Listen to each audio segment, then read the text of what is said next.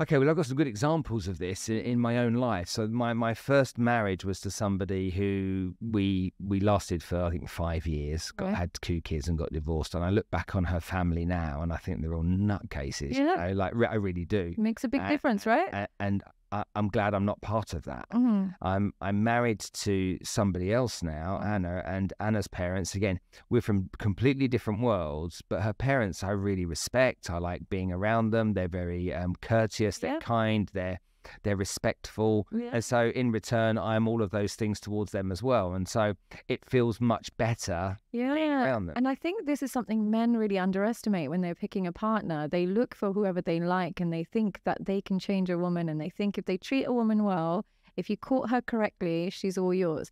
But I always say your competition is her childhood. If she had a chaotic childhood, you can give her and offer her the most stability there is to be found, but she will reject it.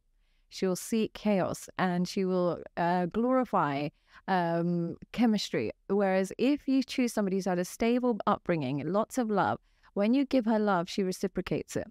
But when you give it to somebody who's come from a broken home and a broken background, when you give her love, she then sabotages it. So men are giving love recklessly, women are giving love recklessly, thinking that they can change this person. But this is why arranged marriages, there was that common understanding. Like, I remember my parents saying things like, oh, you know, their family is a bit like dodgy, don't go near them, and this family's good, and this. And at the time thinking that's so judgmental, but there's actually psychological validity to what they were saying. Wow. Yeah, isn't that crazy? Well, it's not, it makes a whole load of sense the way you've just explained it. For me, I would have never thought that. Okay, so, but what happens nowadays? You know, people meet others. There's all these different ways of meeting. You know, when I was in my late teens, I'd be looking at a girl like you in a bar for 3 or 4 hours and try and summon the courage up to come and say hello, how are you, and get your number and stuff. And that required a lot of, you know, a lot of bravery, because you had to deal with rejection and stuff like that. Nowadays, obviously, it's different because it's all on apps and stuff like that, which we'll go into. Yeah. But people seem to fall in love with people that aren't necessarily the right people for them very quickly. That whole kind of like honeymoon phase happens, you know. We're in, you know, the 3 months dating, and before they know it, they're telling each other they love each other and they want to live together and stuff. To me, when I look back on all my relationships, it's like, you know nothing about that person for the first year and a half, 2 years, really. Yeah. And you know, no, it's not so much knowing about them, if you don't know how you're going to truly be around them yourself as well. Because they bring out sides of you. They bring out different sides of you, people are doing, And so there's this kind of like this false narrative that exists in the early parts of a relationship that needs to be worked through before you can truly be a couple. With that said and done, do you think that people are aware of that? Or do you think they just still go into relationships, you know, willfully naive and romanticizing everything before? I think the rise of romanticism has left to the death of marriage, because what's happening is people are so attuned to what they want and their desires and not their outcomes in life. Now, if you want to get married and settle down, the person who you might want, who's like the hottest girl in the room or the most exciting guy, he might be what you want, and that might meet your current desires, and you might fall in love instantly. But somebody you need for a long-term marriage might be somebody more settled, calm, and stable. So what's happening is, because we're being told that feeling, that chemistry is what you should go by, that gut feeling is so special, you should follow that instinct, we are being led in the wrong direction, because that instinct contains all our desires. That could be like a desire to have drugs, it could be food, whatever. We're supposed to actually forego those feelings for the sake of our long-term goals. And if that person that gives you all those butterflies but isn't good for you, we should be avoiding that. But romanticism has taught you that feeling suggests it's love and it's special and you should work with that person. And really, it's counterproductive to long-term goals. So that's why marriage is falling apart. What do women look for and what do men look for? And has it always been the same, or has that evolved? We look for a reincarnation of our childhood. Okay, what does that mean? So if you were given consistent care, love, unconditional, all that good stuff as a child, which very few people get, but if you do get it, if you're lucky enough to come out of childhood unscathed, then you'll look for stable, caring, consistent monotony. And you'll meet those people who just met somebody in high school, got married, and now they're still together. They just walk their dog on the weekends. Very calm life. And there's other people who grew up with chaos, abuse, neglect, trauma, something like that. And so what they'll look for is somebody who can reincarnate those feelings. And they don't realize it. So they find themselves in one toxic relationship after the other, saying this person was bad, that person was bad, not realizing that they attached to that toxicity because of how they've been programmed to think love is defined by chaos. Okay, well, this is going to challenge you then a bit, or maybe me. So I have 2 daughters. They both come from a broken home like I do, because they're my daughters and I got divorced. One of them, when she was 17, started dating a boy. She's 23 years old now. They're still dating 6.5 years later. Yeah. Very happy, very settled, planning their future together. Amazing. The other one is 3 years younger, so she's 20, nearly 21.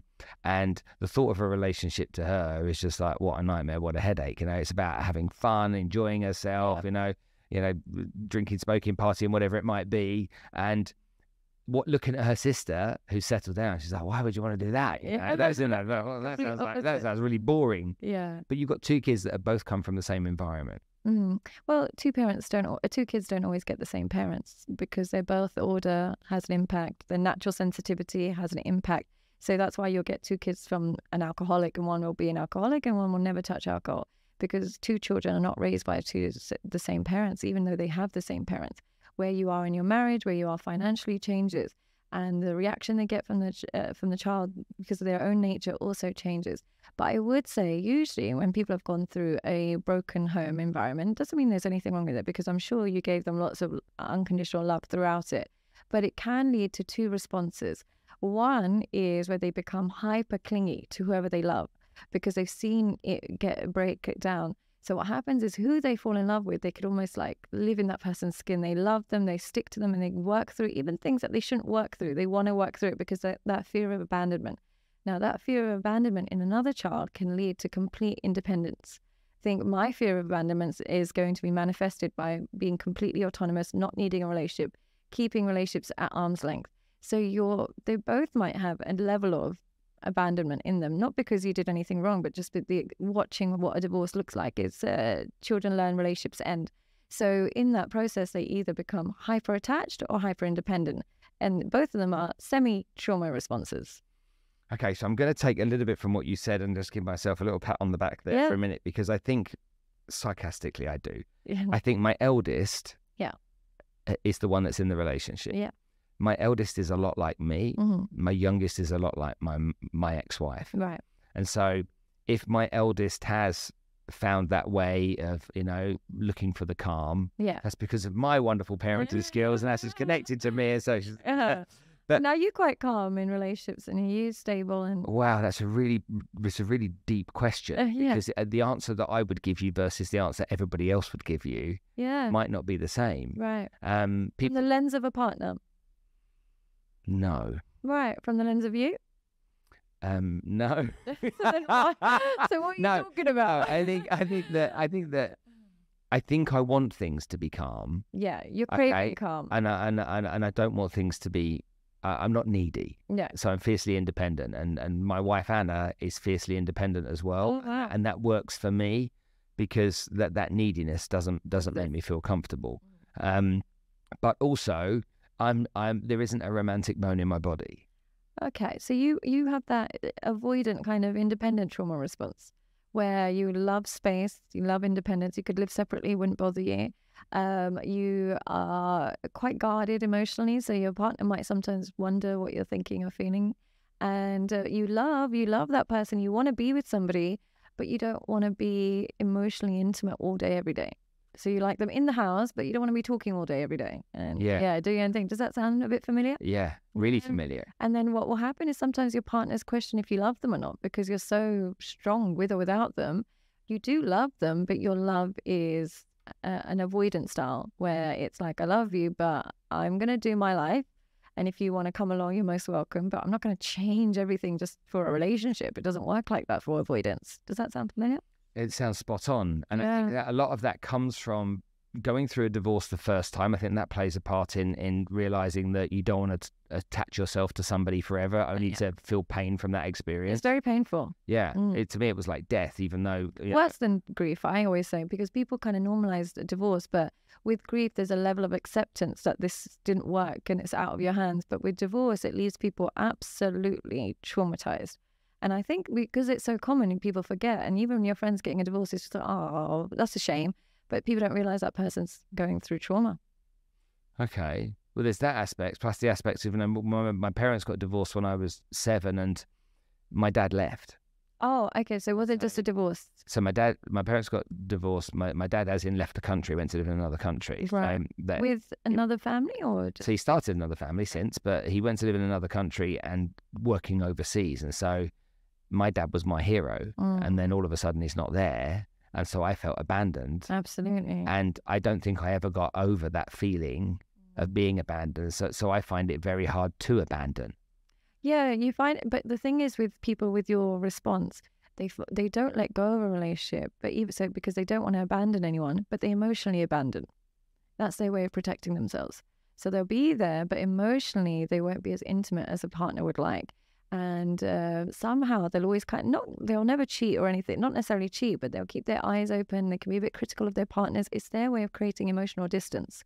So even after intimacy, even after sexual intimacy, they might go jump on their laptop and do some work, or they might go on their phone. Does that sound familiar? Astaghfirullah.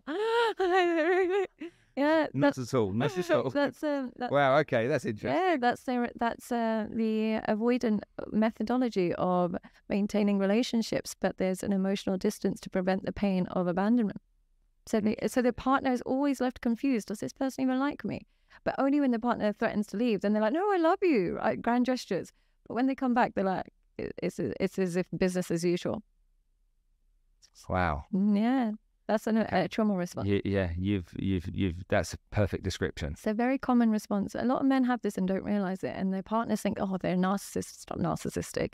It's a trauma response because you don't not care about your partner.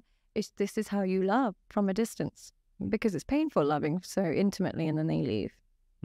So you're operating from a place of fear, but it doesn't look like that because you look so strong and independent. But you're operating it out of a fear of abandonment.